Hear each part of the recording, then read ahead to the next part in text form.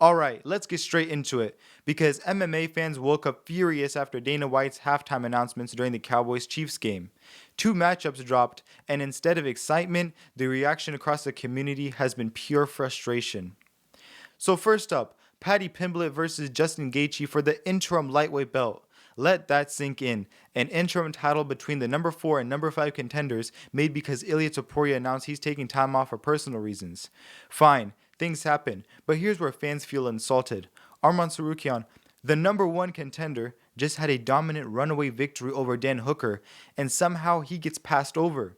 This wasn't ambiguous, this wasn't random. Not long ago, Dana White publicly confirmed Arman would be fighting for the strap next. Those were his words, and the path was clear. But suddenly, overnight, that changed, and instead we're getting Paddy Pimblett, who many feel simply hasn't earned the spot. Let's be brutally honest. Paddy's best win is over Michael Chandler, a fighter who is 2-6 in the UFC and 1-5 in his last 6. That does not scream title contender. That screams marketing move. As for Justin Gaethje, yes, he's a legend. Yes, he's dangerous, but he is on a 1-fight win streak and was brutally knocked out by Max Holloway at UFC 300. A highlight KO that's going to be live on a million reels, but not exactly a resume builder for a title shot. Fans feel like this isn't meritocracy. Fans feel like this isn't rankings based. Fans feel like the UFC is protecting Ilia Topuria. And here's the theory circulating across MMA forums, Twitter, Reddit, you name it. The UFC wants to give Ilia an easier matchup, either Paddy or Gaethje, so he can defend, then move up to fight Islam Makhachev. Is that guaranteed? No. But here's the issue. The optics are bad. When the number 1 contender, coming off a dominant win, gets bypassed, when a fighter who's been calling Ilia a duck suddenly gets pushed aside, when a marketing-friendly star gets fast-tracked, it starts to feel less like combat sports and more like promotional theater. This is what fans mean when they say the UFC is starting to look like boxing, or dare I say, WWE storytelling. Then we move to the second announcement, an immediate rematch between Alexander Volkanovski and Diego Lopez. At UFC 314, Volk beat Lopez by unanimous decision. Clean, clear, no robbery, no controversy. And somehow, that win earned Lopez an immediate rematch? Meanwhile, two undefeated killers, Movsar Evloev and Leon Murphy, were sitting right there, both undefeated in the UFC, both grinding their way up for years, both stylistically fresh challenges for Volk.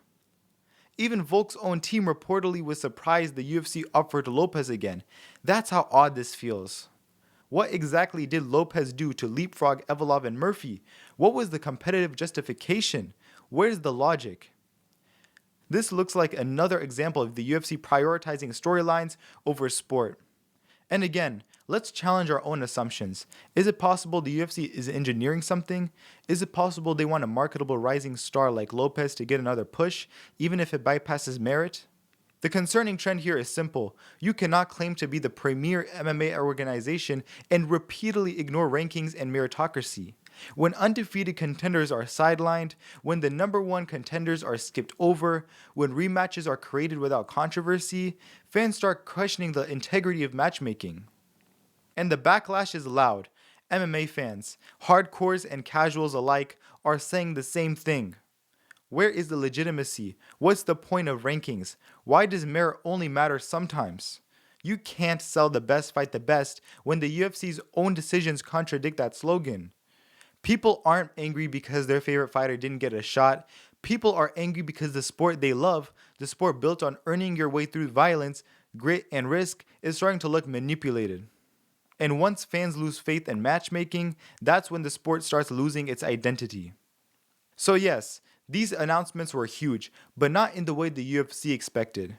Instead of hype, there's frustration. Instead of excitement, there's disappointment. Instead of confidence in the roadmap, fans feel like the UFC is drifting towards spectacle over sport. Whether that's true or not, the perception is real. And in MMA, perception matters.